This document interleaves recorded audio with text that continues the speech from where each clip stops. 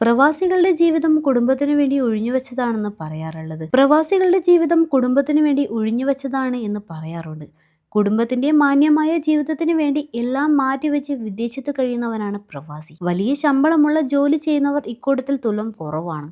കുറഞ്ഞ ശമ്പളത്തിൽ ജോലി ചെയ്യുന്നവരാണ് ഏറ്റവും കൂടുതൽ. അതുകൊണ്ട് തന്നെ വർഷങ്ങളോളം വിദേശത്ത് താമസിക്കേണ്ടി വരികയും ചെയ്യുന്നു. ഒന്നിനു പിറകെ ഒന്നായി കുടുംബത്തിന്റെ ആവശ്യങ്ങൾ വരുമ്പോൾ പ്രവാസിയുടെ അകലങ്ങളിലെ ജീവിതം നീളം. പ്രവാസി സാമൂഹ്യ പ്രവർത്തകനായ അഷറഫ് താമരശ്ശേരി ഫേസ്ബുക്കിൽ പങ്കുവച്ച ഒരു കുറിപ്പാണ് ഇപ്പോൾ ഉള്ളിലേക്കുന്നത്. ഗൾഫിൽ മരിച്ച പ്രവാസിയുടെ മൃതദേഹം നാട്ടിലുള്ള കുടുംബം വേണ്ടെന്ന് പറഞ്ഞു വെത്രേ. അതുകൊണ്ട് തന്നെ 9 ദിവസം ഏറ്റുവാങ്ങാൻ ആളില്ലാത്ത അവസ്ഥയായി. അഷറഫ് താമരശ്ശേരി പങ്കുവച്ച കുറിപ്പ് ഇങ്ങനെയായിരുന്നു: ഇക്കഴിഞ്ഞ ദിവസം കയറ്റിവിട്ട മൃതദേഹങ്ങളിൽ ഒരു മൃതദേഹം മരിച്ചിട്ട് 9 ദിവസം കഴിഞ്ഞിട്ടാണ് കയറ്റിവിട്ടത്. കാരണം നാട്ടിലുള്ള വീട്ടുകാർക്ക് വേണ്ടത്രേ. ബന്ധുക്കളിൽ ചിലർ പറയും കൊണ്ടുവരേണ്ട, വേറെ ചിലർ കൊണ്ടുവരാൻ പറയും. അങ്ങനെ സ്വന്തം കുടുംബക്കാരുടെ ഇടയിൽ അനാദരവ് കാരണം ഈ ഒരു മൃതദേഹം 9 ദിവസമായി ഏറ്റുവാങ്ങാൻ ആളില്ലാത്ത അവസ്ഥയായിരുന്നു. എന്തിനാ മക്കളെ ഇങ്ങനെയൊക്കെയുള്ള വാശിയും വെറുപ്പും വിദ്വേഷവും ഒക്കെ വെക്കുന്നത്? നാളെ ഓരോരുത്തർക്കും ഈ ലോകം വിട്ടു പോകേണ്ടി വരുമെന്ന് ഇടയ്ക്കൊന്ന് ഓർക്കുന്നത് നന്നായിരിക്കും കേട്ടോ. ഇദ്ദേഹം നീണ്ട 24 വർഷങ്ങളായി ഈ പ്രവാസ ലോകത്ത് സ്വന്തം ശരീരം പോലും നോക്കാതെ തന്റെ കുടുംബം നല്ല രീതിയിൽ പോകണം, തന്റെ ബന്ധുക്കൾ സുഖമായിരിക്കണം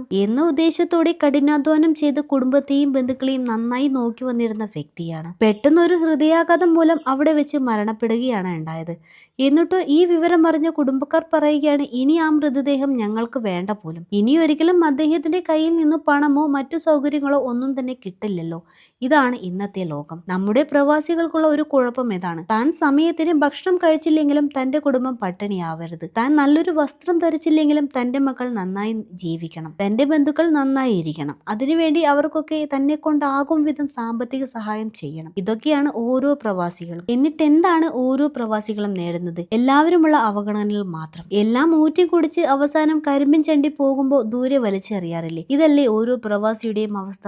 ഇനിയെങ്കിലും പ്രവാസികളും പ്രവാസികളുടെ കുടുംബവും മാറി ചിന്തിക്കേണ്ട സമയം വൈകിട്ടൊന്നുമില്ല. കാരുണ്യവാനായ നാഥൻ നമുക്ക് നൽകിയ അനുഗ്രഹങ്ങളെ കുറിച്ച് ഓർക്കുക, നിന്ദിക്കരുത്. ഈ ക്ഷണികമാം ദുനിയാവിൽ നാളെ ആരൊക്കെ എന്തായി തീരുമെന്ന് ആർക്കാണ് പ്രവചിക്കാൻ കഴിയുക? അഷറഫ് താമരശ്ശേരി.